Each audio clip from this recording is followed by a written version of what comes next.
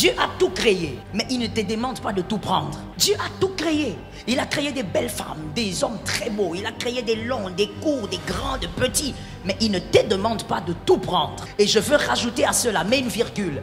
Tout homme bon n'est pas pour toi. Ce n'est pas parce qu'un homme est bon qu'il est pour toi. Toute bonne femme n'est pas pour toi. Dieu n'a jamais dit épouse toutes les bonnes femmes. Dieu a dit choisis ta bonne femme. Alors il faut arrêter de penser. Tu es là en train de dire oh, voilà, comme c'est un homme bien, Dieu a dit que c'est un homme bien. C'est pas le tien, forcément. Toute belle chaussure n'est pas ta pointure. Tu peux voir une très belle chaussure et tu regardes, tu dis est-ce qu'il y a ma pointure? Non, il n'y a pas ta pointure. Elle est belle, mais il n'y a pas ta pointure. Dieu mettra des hommes et des femmes sur ton chemin. Mais Dieu ne te demande pas de les épouser. Ah non, comme je suis ici, je peux m'attraper cette fille. Non, c'est pas parce que Dieu les a mis là ou les a mis sur ton chemin que tu dois forcément prendre ce que tu vois. Tout porteur de grande destinée a la responsabilité de bien choisir. Sinon, tu vas souffrir en silence. Lorsque tu seras marié, tu vas subir. Tu vas souffrir en silence, pourquoi? Parce qu'une personne mature ne parle pas de son foyer qui brûle. C'est ta maturité. Une personne mature, mariée, même si ton foyer brûle, on n'en parle pas comme ça. On ne fanfaronne pas. Tu dois aller parler aux oreilles adéquates. Mais tu ne vas pas à gauche, tu parles à droite, tu parles. C'est de l'immaturité. La maturité passe aussi par le silence. Si vous n'en pouvez plus, chercher des oreilles adéquates.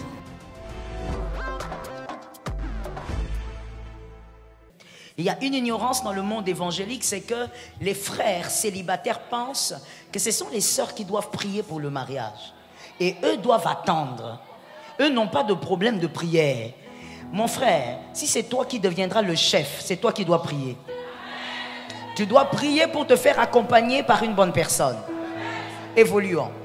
Une grande destinée mal accompagnée finira en ruine. Je répète. Une grande destinée mal accompagnée finira en ruine. Une faible destinée bien accompagnée finira par être louée. Je reprends la dernière. Une faible destinée bien accompagnée, c'est-à-dire qu'il y a un bon partenaire, il y a une bonne femme, il y a un bon homme qui accompagne cette destinée, même si elle est faible. Vous finirez par louer cette destinée. Parce que tout est question d'accompagnement. Que quelqu'un me dise accompagnement. L'entourage joue l'un des plus grands rôles dans l'accomplissement d'une grande destinée. L'entourage en général. Et le conjoint ou la conjointe joue un rôle majeur. Quelqu'un m'a dit majeur. Joue un rôle majeur dans la visibilité d'une grande destinée. Tu peux avoir Dieu. Et là, je veux te choquer. Tu peux avoir Dieu. Mais si tu es mal accompagné, tu vas échouer. Je t'ai choqué? Je réchoque alors. Tu peux avoir Dieu. Tu parles en langue. Tu vis des choses surnaturelles. Tu pries pour les malades guérissent instantanément. Mais si tu es mal accompagné, tu échoueras sur terre. Tu réussiras dans tes prières, c'est-à-dire tu prieras, Dieu t'écoutera, mais dans la destinée terrestre, tu échoueras. Je te donne des exemples bibliques pour élever ou pour annuler tout équivoque. Premier témoin biblique, Acte 5, 1 à 10. Acte 5, 1 à 10. C'est Ananias et Saphira.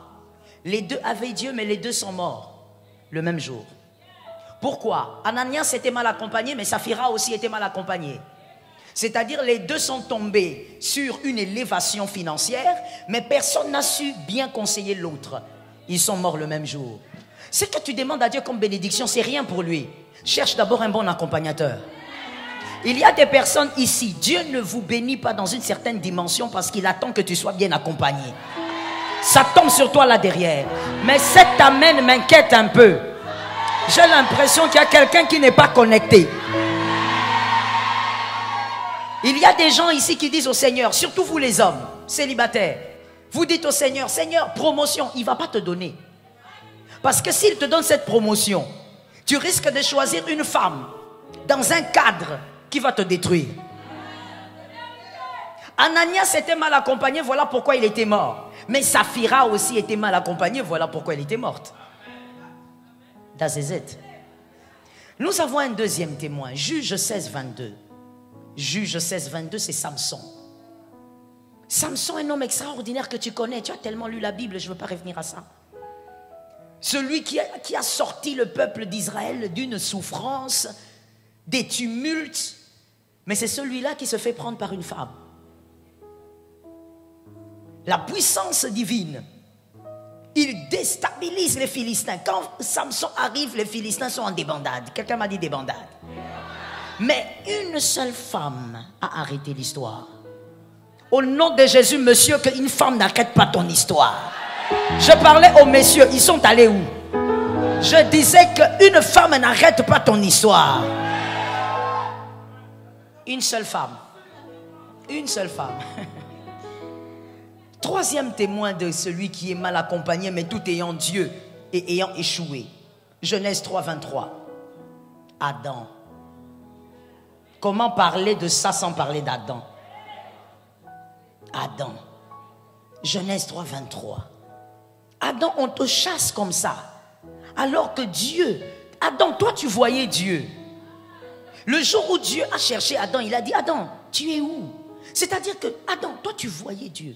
Tu causais avec Dieu. Mais tu as échoué. Tu peux avoir des chairs de poule dans la présence de Dieu matin, soir. Mais si tu es mal accompagné, tu échoueras. Est-ce que quelqu'un m'entend? Laisse-moi parler à quelqu'un. Tu m'as dit au début que je devais être libre de te choquer. Mon frère, en cette matière, il ne s'agit pas d'ancienneté dans le Seigneur. En cette matière, il ne s'agit pas d'onction. En cette matière, il ne s'agit pas de miracles et de prodiges. En cette matière, il faut que Jésus te fasse grâce. Donne un amen d'un homme normal. En cette matière, il faut que Jésus te fasse grâce. Et la deuxième chose, il faut que Jésus t'accorde la sagesse. Lisez avec moi, s'il vous plaît, Genèse 3, 22. Genèse 3, 22. La Bible dit, l'Éternel Dieu dit, voilà que l'homme est devenu comme l'un de nous, par la connaissance du bien et du mal. Maintenant, empêchons-le de tendre la main. Que quelqu'un me dise tendre la main. De prendre ensuite du fruit de l'arbre de vie, d'en manger et de vivre éternellement. Moi, il y a quelque chose qui m'intrigue dans ce verset. Voilà pourquoi je l'ai pris pour toi. Quand je lisais ma Bible, je cherchais quoi mettre ici. Et ce verset m'a intrigué. Parce que je n'ai pas été totalement d'accord avec ce que j'ai lu. Je voudrais en partager cela avec toi. La Bible dit dans Genèse 3, 22 que Dieu dit, l'homme est devenu comme l'un d'entre nous. Il connaît le bien et le mal maintenant. Nous devons l'éloigner, l'empêcher de toucher à l'arbre de la vie, d'étendre sa main et de prendre à l'arbre de la vie. Mais attends, la première fois, l'homme n'avait pas tendu la main. Ce n'est pas l'homme qui avait tendu la main pour devenir ce qu'il était devenu. Pourquoi Dieu a-t-il peur qu'il tende la main pour la deuxième fois? Dieu a pris des précautions contre Adam. Pourquoi? Parce que Dieu savait une chose. La personne qui accompagnait Adam, qu'il avait induit dans la première erreur, allait l'induire dans la deuxième. Et il y a autre chose aussi qui m'intrigue ici. Dieu est en train de dire, empêchons l'homme. Comme si tout venait de l'homme. Le mal n'a pas commencé avec l'homme. Le mal a commencé avec la femme. Est-ce que quelqu'un est avec moi? Dieu décide donc d'éloigner Adam de tout ce qu'il avait. Pourquoi? Parce qu'il était accompagné d'une personne qui l'induisait en erreur. Que Jésus t'épargne de ce genre de choses. Je suis d'accord avec toi. Genèse chapitre 3. 23. Genèse 3, 23. Là encore, je suis intrigué. La Bible dit, Dieu faisait quoi? Voilà. Il faut avoir la parole de Dieu. Comme ça, tu vérifies si ce que je dis est correct. Dieu faisait quoi? Est-ce que dans votre Bible, c'est écrit les chassa ou le chassa? Donc, Dieu a chassé l'homme. La femme est restée.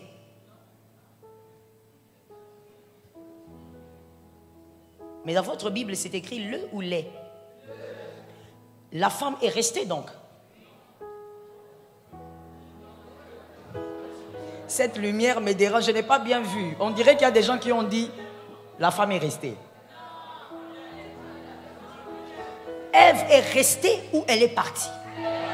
Mais pourquoi la Bible dit que Dieu le chassa?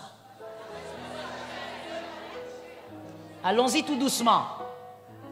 Genèse 3, 24. Là maintenant, Dieu nous répond clairement. Genèse 3, 24. La Bible dit quoi? Il chassa qui?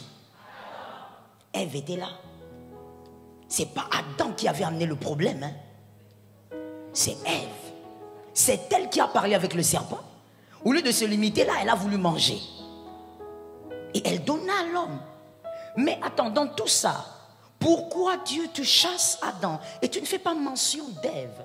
Parce que Dieu se focalise sur le porteur de la destinée. Tu as la responsabilité de faire des bons choix en tant que porteur de la destinée. Avec Dieu, tu ne lui diras pas, Seigneur, comme Adam l'avait fait, c'est la femme que tu m'avais donnée. Non, Adam, je t'ai écouté, mais quand il s'agit de chasser, je te chasse toi. Parce que même si c'est la femme que je t'avais donnée, tu avais le choix de ne pas manger ça.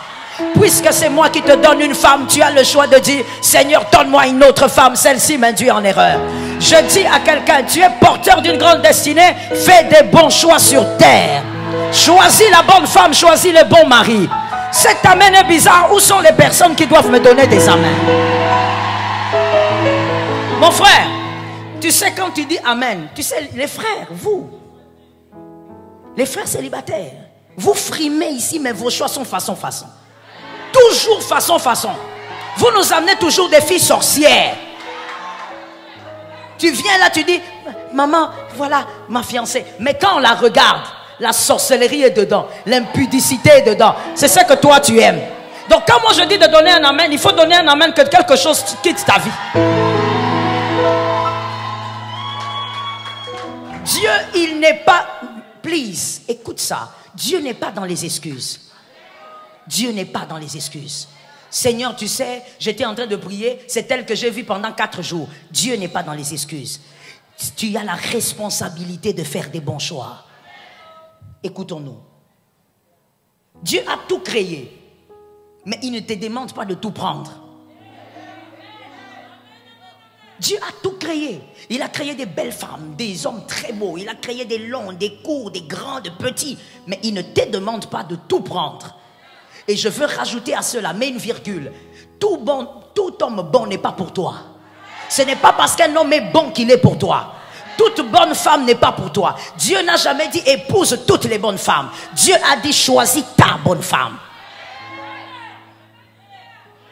Alors il faut arrêter de penser. Tu es là en train de dire, oh voilà, comme c'est un homme bien, Dieu a dit que c'est un homme bien. C'est pas le tien forcément.